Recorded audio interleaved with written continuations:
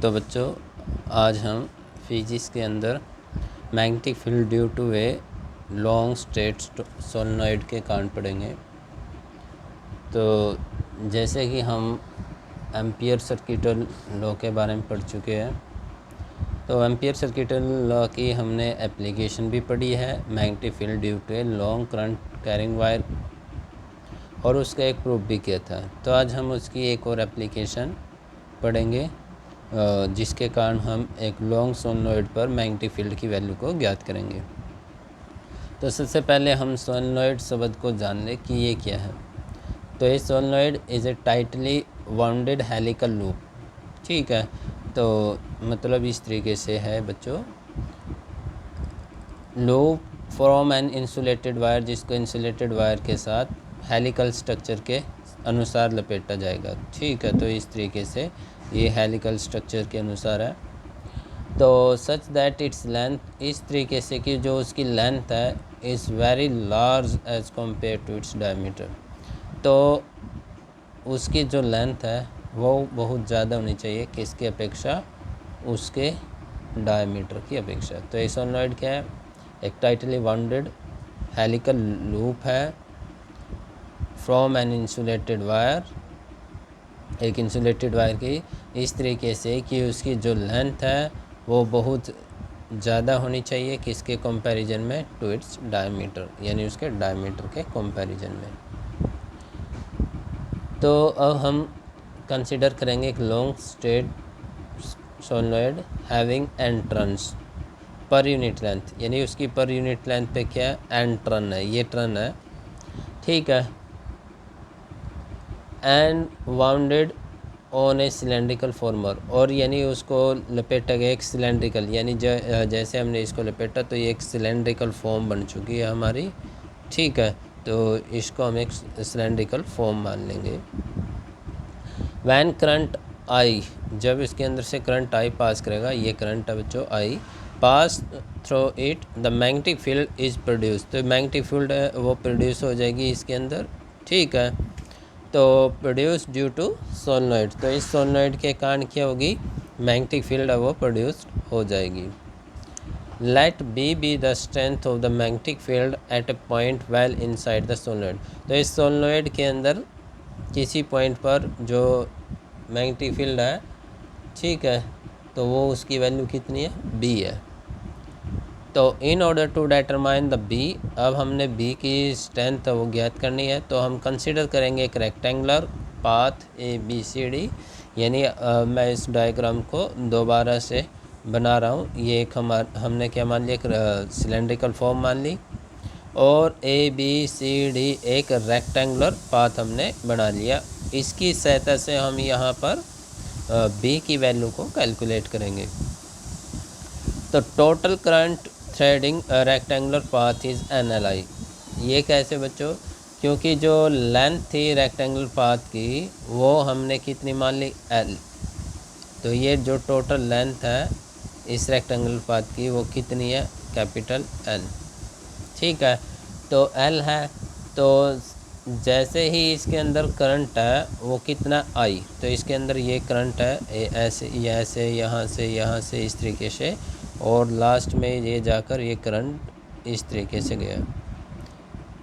तो L इसकी length है, करंट इसके अंदर से कितना पास हो रहा है, I, तो I करंट है इसके अंदर से पास हो रहा है।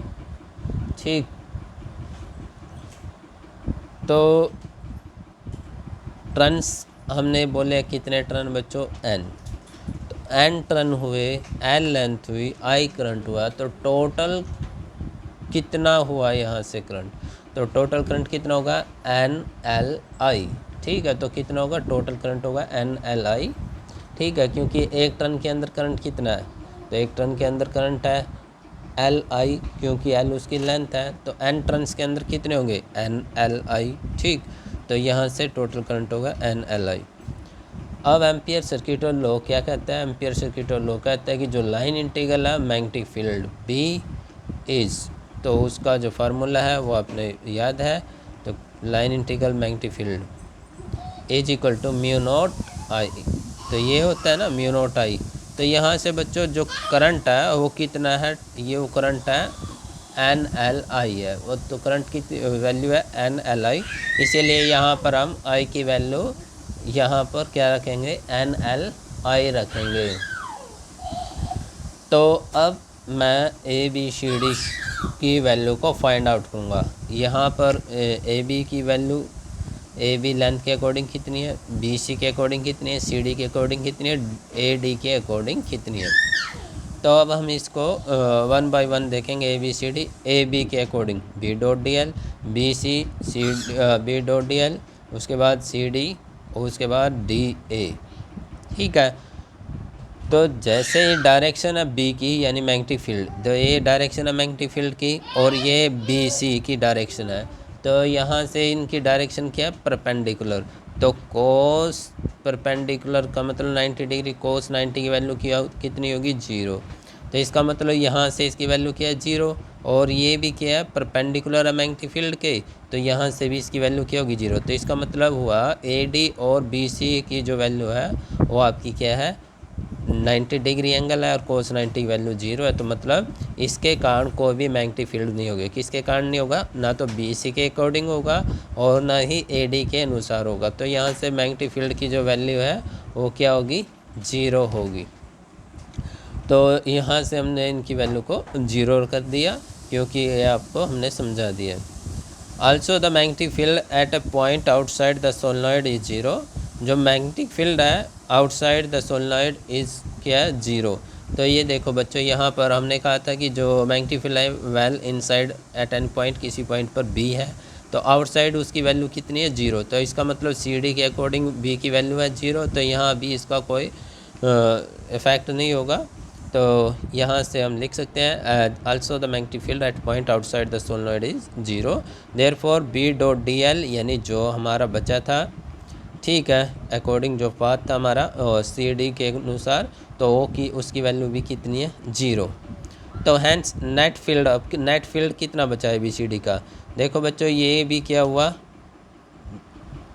B to C 90 डिग्री था 0, C to D आउटसाइड था 0 और D to A भी 90 डिग्री था 0।